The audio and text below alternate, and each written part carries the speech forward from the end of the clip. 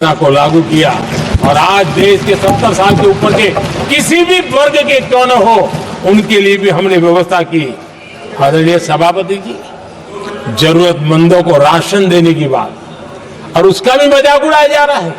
जब हम कहते हैं कि 25 करोड़ लोग गरीबी को परास्त करने में सफल हुए तो फिर हमें सवाल पूछा जाता है कि आप गरीब को राशन फिर क्यों देते हो।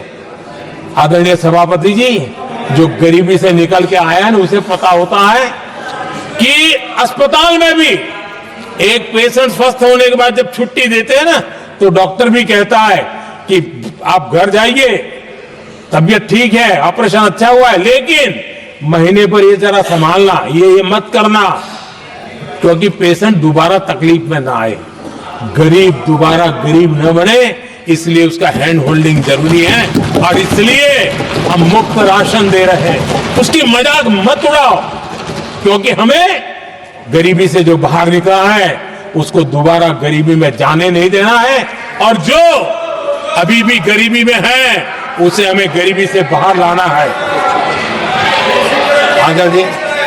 आदरणीय सभापति जी, हमारे देश में गरीबों का नाम पर जो जुमले चले उसी गरीबों के नाम पर बैंकों का राष्ट्रीयकरण किया गया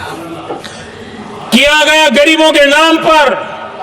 लेकिन 2014 तक इस देश के 50 करोड़ नागरिक ऐसे थे जिन्होंने बैंक का दरवाजा तक नहीं देखा था। आदरणीय सभापति जी,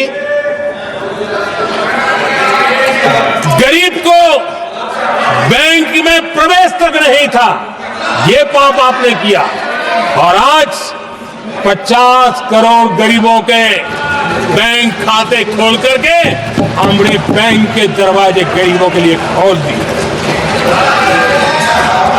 इतना ही नहीं, ये एक प्रधानमंत्री कहते थे कि दिल्ली से 1 रुपया निकलता है तो 15 पैसा पहुंचता है, लेकिन उपाय उनको आता नहीं था। उपाय हमने दिखाया। आज दिल्ली से 1 रुपया निकलता है, 100 के 100 पैसे गरीब के खाते में जमा होते हैं। क्यों?